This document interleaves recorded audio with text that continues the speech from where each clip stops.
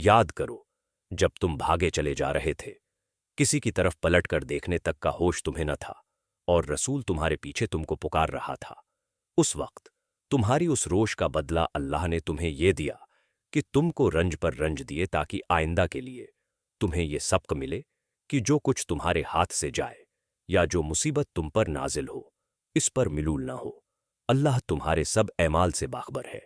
इस गम के बाद फिर अल्लाह ने तुम में से कुछ लोगों पर ऐसी इत्मीनान की सी हालत तारी कर दी कि वो ओंघने लगे, मगर एक दूसरा गुरवा जिसके लिए सारी अहमियत बस अपने मफाद ही की थी, अल्लाह के मुताल्लिक तरह तरह के जाहलाना गुमान करने लगा जो सरासर खिलाफ हक थे। ये लोग अब कहते हैं कि आस काम के चलाने में हमारा भी कोई हिस्सा है। उनसे कहो किसी का कोई हिस्सा नहीं, इस काम के सारे अख्तियारात अल्लाह के हाथ में हैं।